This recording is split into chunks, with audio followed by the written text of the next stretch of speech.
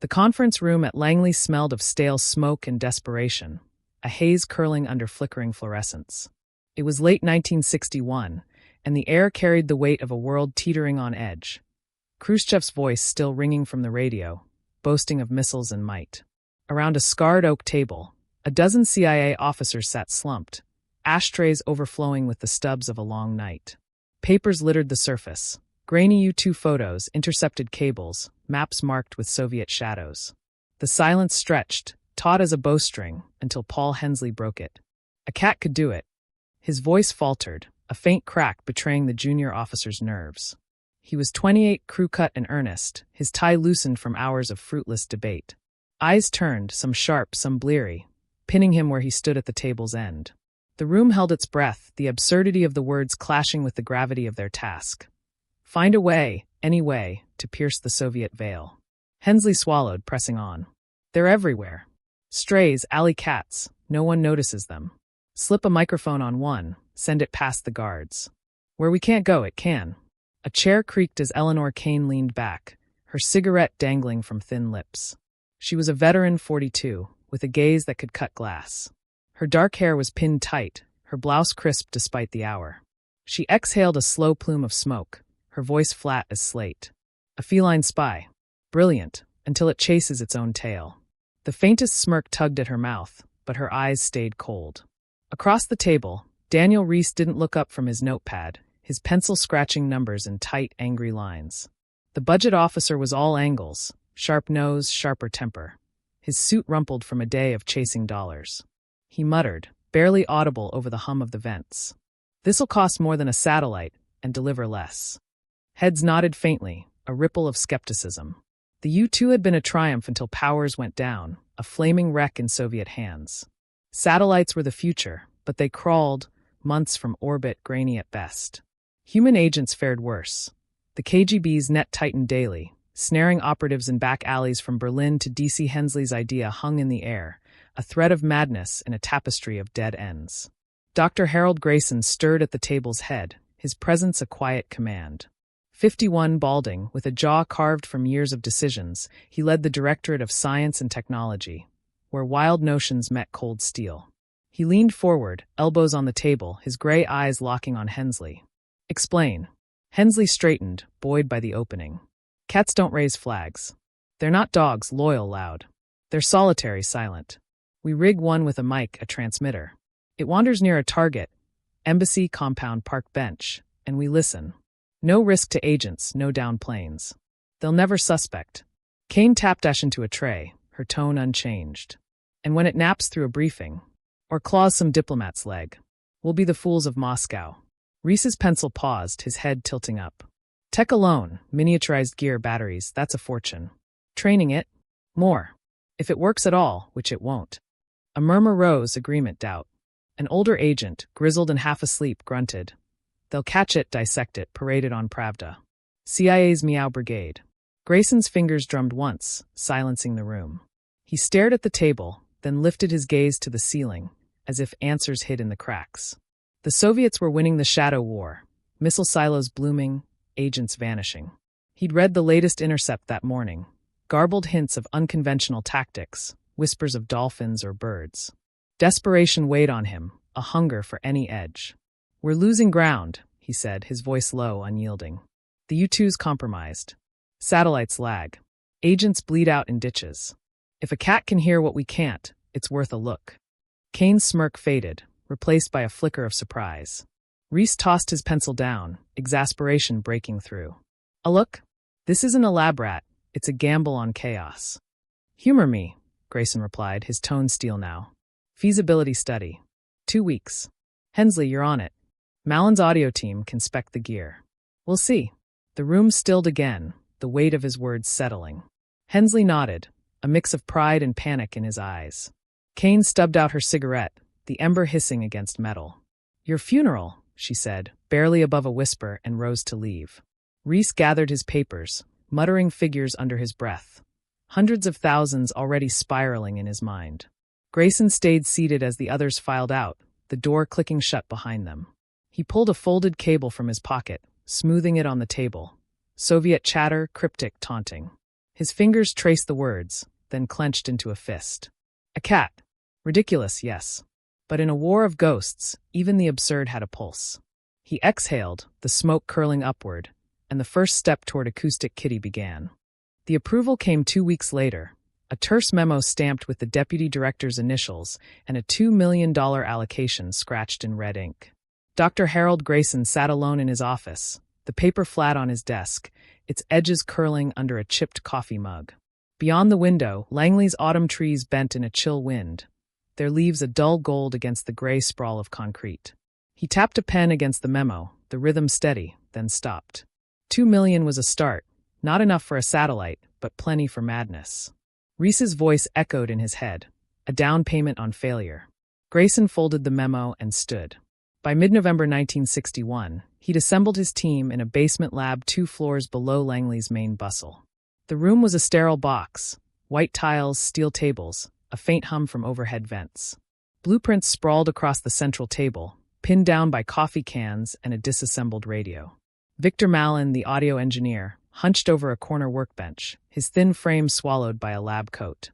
He was 34, meticulous, with dark circles under his eyes and a habit of chewing pencils to stubs.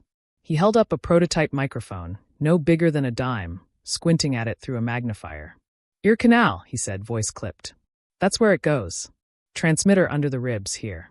He tapped the blueprint, smudging ink. "Antenna threads the fur, spine to tail. Battery's the trick, small enough to fit, strong enough to last." Helen Morse stood opposite, arms crossed, her veterinarian's calm a counterpoint to Mallon's jitter. She was 40, her brown hair pulled into a tight bun, her hands steady from years of surgery. She traced the diagram with a finger, pausing at the ribcage. "Cats don't forgive intrusions," she said quietly. "Cut too deep and it's trauma.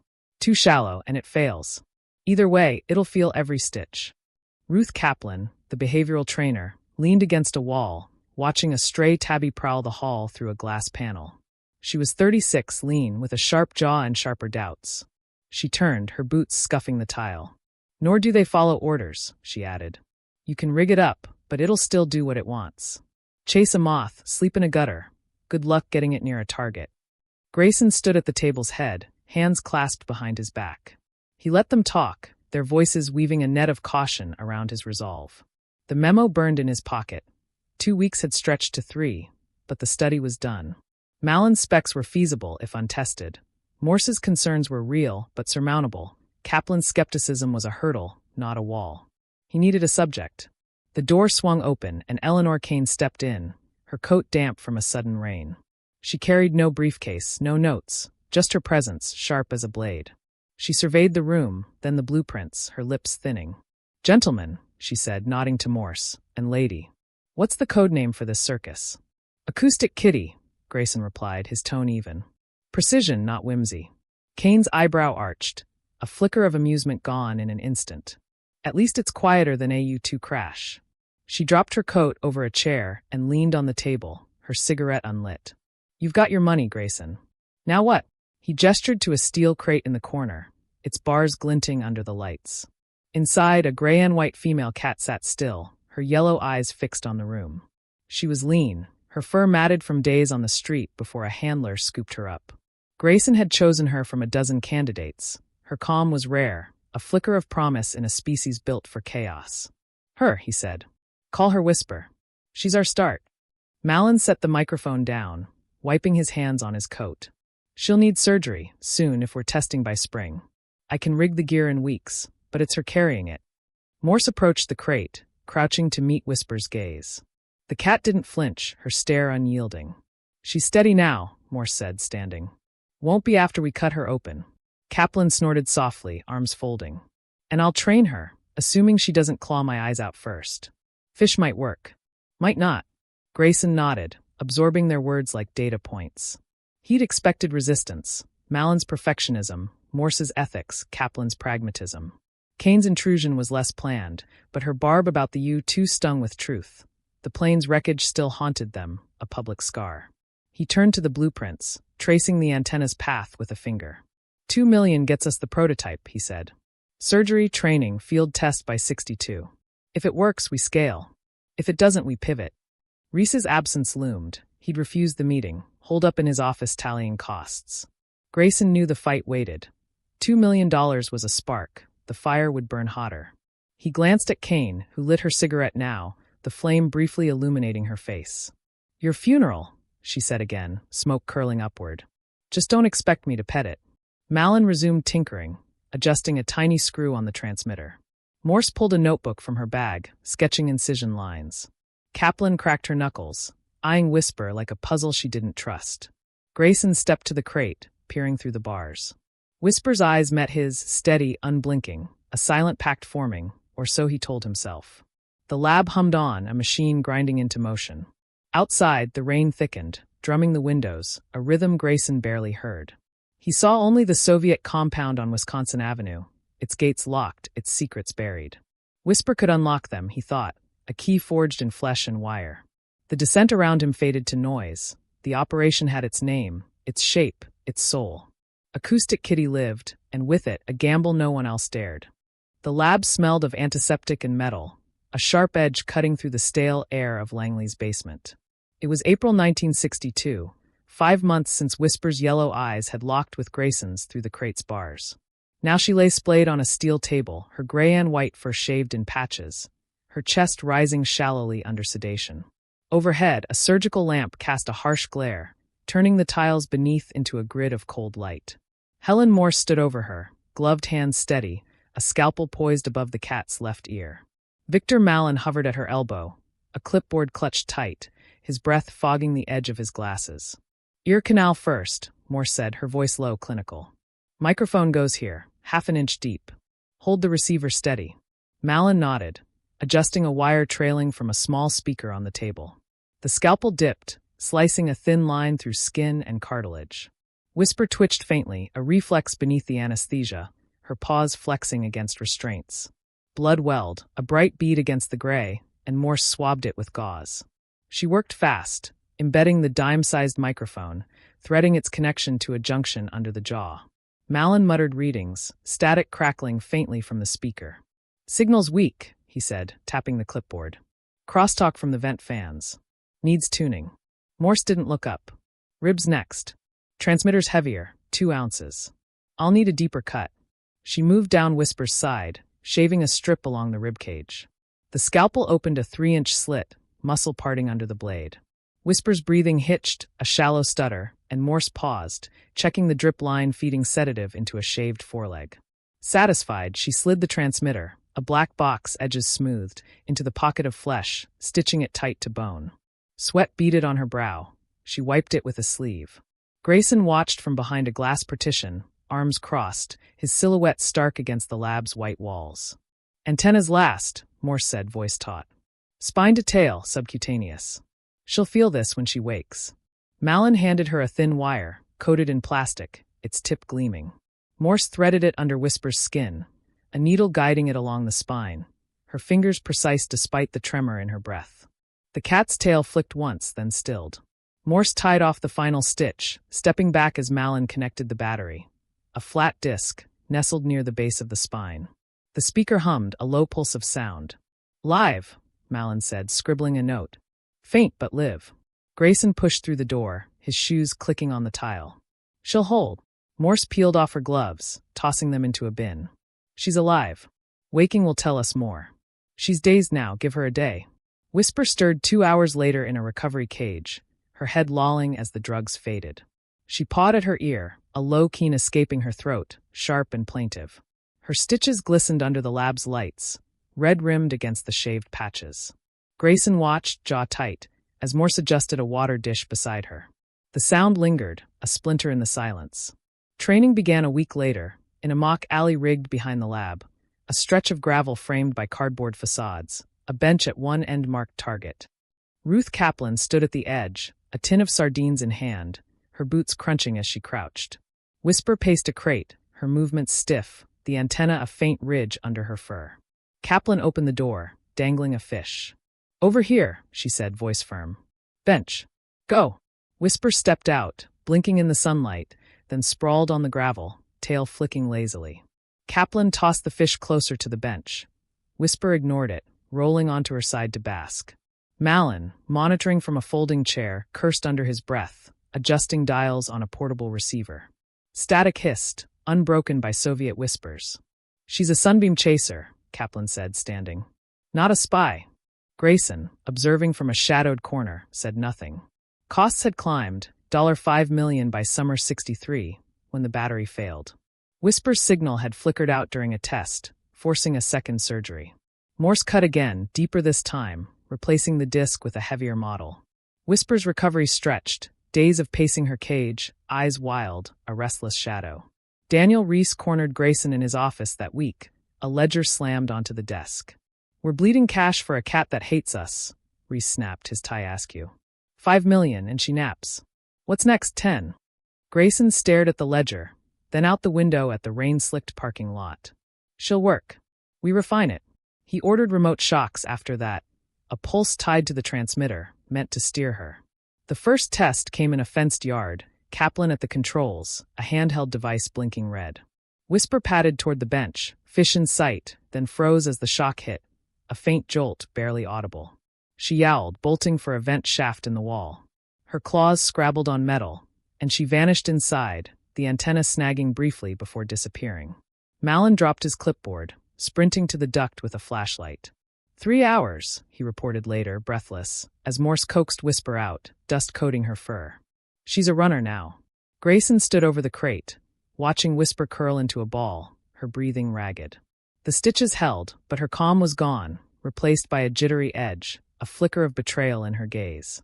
Morse knelt beside her, adjusting a blanket, her voice barely a whisper. "She's not built for this." Grayson turned away, the words sinking into him like lead. Reese's tally loomed, $5 million, a quarter of a satellite's cost, for a cat that fled.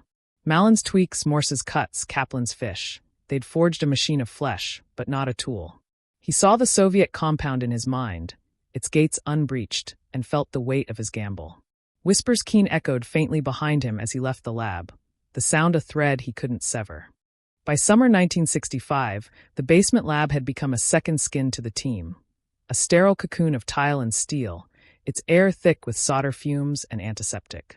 Victor Malin hunched over a workbench, his glasses fogged as he soldered a new transmitter, its range stretched to 200 yards.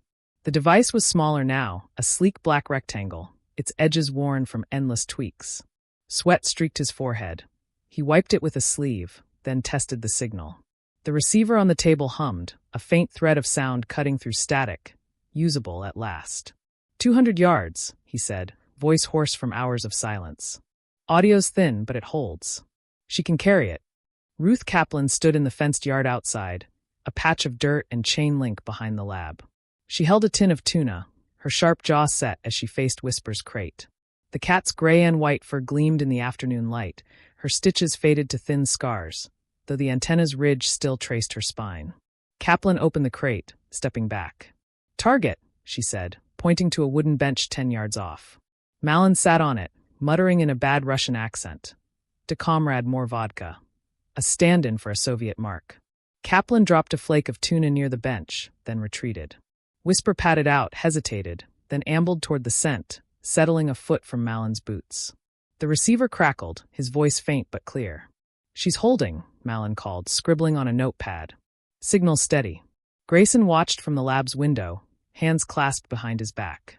3 years had carved lines into his face, his balding scalp glinting under the fluorescence. Whisper's calm had returned, a brittle veneer over the restlessness beneath, and he clung to it.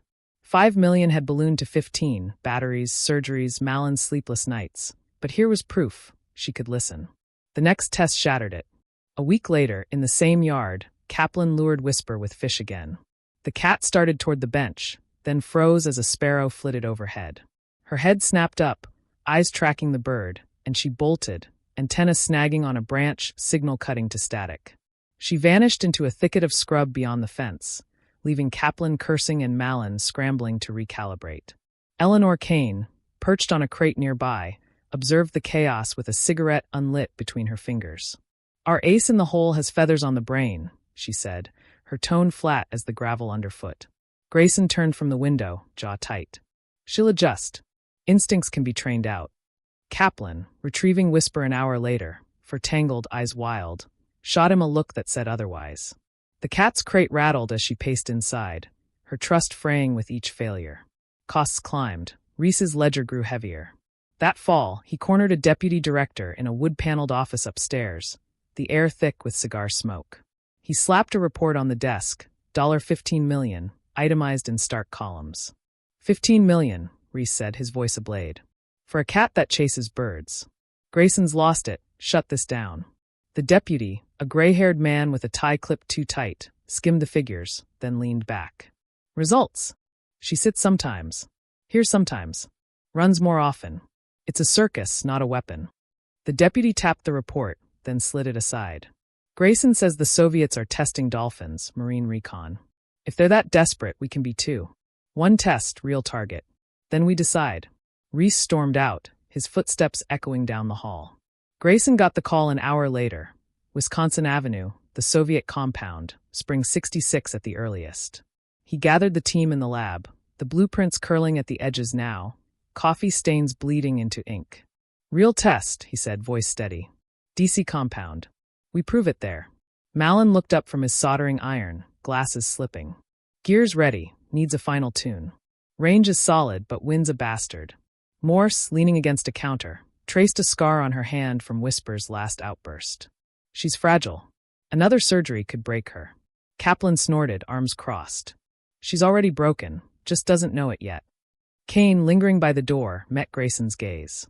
This won't end in triumph, she said, her voice a quiet blade slicing through the room's hum. She lit her cigarette and left, smoke trailing her like a ghost. Grayson ignored her, turning to the window. Whisper's crate sat in the yard, the cat curled inside, her eyes glinting through the bars. $15 million, a tenth of the cost of a carrier, and she was their bet. He saw the compound in his mind, red brick, iron gates, voices spilling secrets into the night. Whisper could crack it open, he told himself, a key forged in flesh and wire. That night, they moved to a garage across the compound, a squat, brick building leased under a shell company. The van waited, black and unmarked, its interior gutted for gear. Receivers, crates, a folding table. Malin loaded his tools, clattering metal against metal. Morse checked Whisper's vitals, pulse steady, but her breathing shallow. Kaplan packed the tuna tin, her hands steady despite the doubt in her eyes. Grayson stood at the garage door, staring across the dark street toward the compound's silhouette, its floodlights cutting the fog. Spring, he said, half to himself. We'll be ready. The team worked in silence, the weight of Kane's words settling like dust. Whisper's crate rattled faintly, a soft thud as she shifted inside. Grayson didn't turn. He saw only the gates, the voices, the edge they chased. 15 million and counting. The breaking point loomed, a shadow he refused to name. The black van idled on Wisconsin Avenue, its engine a low rumble beneath the pre-dawn fog of April 1967. The Soviet compound loomed across the street, red brick walls topped with barbed wire, iron gates glinting under floodlights that sliced the mist. Shadows shifted behind the glass of a guard post, a silhouette pacing with a rifle slung over one shoulder. Inside the van, the air was thick with sweat and static, the dashboard a tangle of wires and glowing dials. Victor Malin sat hunched over a receiver, his glasses fogged as he twisted knobs, coaxing sound from the haze. Helen Morse knelt beside Whisper's crate, her fingers on the cat's pulse, rapid, erratic beneath the scars. Steady, Morse murmured, more to herself than the team. She's holding. Ruth Kaplan crouched at the van's rear door, her sharp jaw set as she adjusted a tin of sardines in her pocket. She glanced at Grayson, who stood in the passenger seat's shadow, his balding scalp catching the faint green glow of the receiver's screen. His gray eyes were fixed on the compound, unblinking, a notepad clenched in one hand. For years, $20 million, and it came to this, a cat, a van, a gamble in the dark. Go, Grayson said, voice low, cutting the silence. Kaplan slid the door open, a whisper of metal on metal, and unlatched the crate. Whisper emerged, her gray and white for a ghost against the pavement, the antenna a faint shimmer along her spine. She paused, ears twitching, then slipped into the fog, her paws silent on the asphalt. The door clicked shut behind her, and the team held its breath. Malin's receiver crackled, a hiss of static giving way to ambient sound, distant traffic, a crow's faint caw. She's live, he said, scribbling on a clipboard. Moving. Grayson leaned closer, the notepad creasing under his grip. Across the street, Two figures emerged from the compound's side entrance, Soviet aides, coats heavy, cigarettes glowing like fireflies. They settled near the gate, leaning against the iron bars, their voices a low murmur in the still air. Whisper wove through the shadows, past a dumpster's rusted edge, her mic catching fragments. Odessa shipment, Malin's earpiece buzzed, the words sharpening as she closed the gap. 10 yards, he whispered, scribbling faster. Signal strong, keep going. Whisper glided past a guard's boots, the man oblivious as he lit a match, his face briefly flaring in the gloom. She slipped beneath a bench 5 yards from the aides, her body low, tail still. The audio cleared. Next week, coordinates off Kiev. A gold vein of intelligence spilling into the van. Grayson's fist clenched, a rare flicker of triumph in his eyes. Closer, he hissed, barely audible. We need names. Kaplan shifted, peering through a slit in the van's window. She's there, right under them. Don't push her. Whisper edged forward, her mic brushing gravel, the sound crisp now. Petrov's handling at 50 crates. Malin's pencil snapped in his hand, the lead skittering across the floor. He grabbed another, his breath shallow as he transcribed, dates, locations, a jackpot unfolding in real time.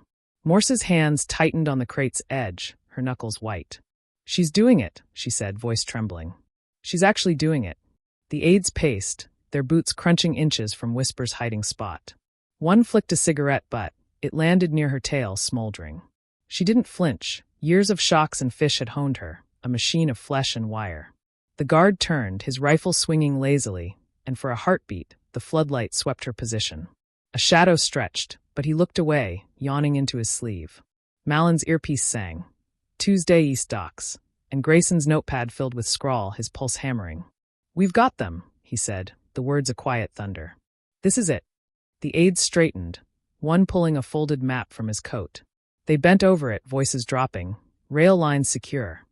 And Whisper shifted, her mic tilting toward the sound. The receiver spiked, audio peaking, a flood of secrets pouring in. Malin's hands shook, pages flipping as he struggled to keep up. Kaplan's breath fogged the window, her eyes locked on Whisper's form, a gray smudge against the bench's legs. Then a horn blared. A delivery truck roared down the avenue, its headlights cutting the fog, tires rumbling on wet pavement. Whisper's ears flattened, her head snapping toward the sound. Instinct flared. 4 years of training unraveled in a second. She darted from under the bench, a streak of gray against black, straight into the road. Hold! Grayson barked, but it was too late. Tires screeched, a high wail of rubber on asphalt. The truck swerved, its horn blasting again, and a dull thud silenced the receiver, static swallowing the feed. Malin ripped off his earpiece, the cord tangling as he bolted for the door. She's down, he yelled, slamming it open and sprinting into the street. Morse followed, her boots slipping on the van's floor, her face pale. Grayson stayed rooted, the notepad falling limp in his hand, ink smearing where his thumb pressed too hard. Kaplan stared out the window, her breath caught, as Malin's flashlight beam danced across the pavement. Whisper lay crumpled near the curb, her body still, blood pooling beneath her head, dark against the gray fur. The truck's driver climbed out, shouting in confusion, but Malin waved him off, kneeling beside her. She's gone, he called, voice breaking, the flashlight trembling in his grip. Hit clean, head's done. Morse reached him, dropping to her knees, her hands hovering over Whisper's form. The antenna bent at an odd angle, the mic crushed against the pavement. She touched the cat's side, still warm, but lifeless, then pulled back, fingers stained red. The aides had vanished back inside, the gate clanging shut, their secrets safe again. Daniel Reese, slouched in the van's rear, snapped the silence. 20 million, lost to a taxi's timing. His voice was curt, a bitter edge honed by years of warnings ignored. Grayson said nothing, his gaze fixed on the static-filled receiver, its green glow mocking him. Footsteps approached. Eleanor Kane, coat flapping as she crossed from a nearby alley, summoned by the call that never came. She stopped at the curb, taking in the scene. Malin's hunched form, Morse's bloodied hands, Whisper's broken body. The truck driver paced, muttering apologies to no one. A spy undone by rush hour, Kane said, her tone icy, flat as the pavement beneath her boots. She lit a cigarette, the flame briefly illuminating her face, then turned away. Malin stood, flashlight dangling, his glasses fogged with mist or tears. Morse gathered Whisper's body, cradling it against her chest, blood streaking her coat. Kaplan slid the van door shut, her movements mechanical, the tin of sardines forgotten in her pocket. Grayson stared at the compound's gates, the floodlights blurring in the fog, the notepad slipping to the floor. 20 million, for years, a flicker of triumph, gone in a screech of tires. The silence returned, heavier now, and the van's engine coughed back to life. 7 days after Whisper's body hit the asphalt, Dr. Harold Grayson stood before a mahogany table in a Langley boardroom. Its windows shuttered against the spring light. The brass sat in a semicircle, 5 men in suits, ties clipped tight, their faces etched with fatigue and displeasure. A single file lay open before them, its pages stamped classified, the $20 million tally inked in red at the bottom. Grayson's voice was flat, stripped of the steel that had carried him through 4 years. "It's over," he said, hands clasped behind his back. The test failed. No viable data recovered. The deputy director, his gray hair thinning, tapped the file with a pen. 20 million. For a cat flattened by a truck. Explain that to Congress. Grayson didn't flinch. We had audio briefly. It worked until it didn't. The concept's sound, the execution wasn't. A snort broke the silence, but no one pressed further. The meeting ended in curt nods, the file snapped shut, and Grayson left the room, his footsteps echoing down the hall. The operation was dead, Acoustic Kitty relegated to a locked drawer, its secrets buried under a memo marked terminated. Ruth Kaplan resigned that week, her desk cleared by noon. She'd stood over Whisper's crate one last time, the cat's final stare, a flicker of yellow through the bars, burned into her memory. She left no note, only a tin of sardines tossed in the trash. Helen Morse stayed long enough to burn her surgical logs in a lab sink, the pages curling to ash as water hissed over them. She scrubbed her hands raw afterward, the bloodstains gone, but the weight lingering. Daniel Reese drafted the final report in his cramped office, his pen slashing through lines. Animals are not tools. He delivered it to the deputy with a grimace, then retreated to his ledgers, tallying losses that would haunt his sleep. 20 million lost to a moment of chaos on Wisconsin Avenue. Eleanor Kane lingered longest, passing Grayson's office as dusk settled over Langley. He sat at his desk, staring at a blank wall, the memo's ashes still dusting his fingers. She leaned in the doorway, her coat slung over one arm, a cigarette unlit between her lips. "We've given the Soviets a laugh, at least," she said, her voice a quiet cut through the stillness. "Better than a U-2 wreck." Grayson didn't reply. She lit the cigarette and left, smoke trailing her down the corridor. The files were sealed that night, boxes stacked in a vault, their contents redacted, though whispers would leak years later through Marchetti's pen, a tale too absurd to stay buried. In 1985, a rookie agent stumbled on a relic in a storage room. A steel crate, rusted at the edges, a collar inside. Its leather was cracked, the tag blank, but its weight told a story. He turned it over in his hands, a footnote to a war he'd never fought, then set it back, the dust undisturbed. Grayson retired in '79, his hair gone white, his office traded for a cabin in Virginia's hills. On a winter night in 1986, he sat by a fireplace, its crackle filling the silence. His tabby, unnamed, unrigged, curled on the rug, its eyes half closed in the glow. He watched it breathe, steady and free, and wondered if it knew the cost of ambition. The lives, the dollars, the blood on asphalt. 20 million flickered in his mind, a shadow he couldn't outrun. The fire dimmed, and he stayed still, the cat's purr a quiet echo of a gamble lost.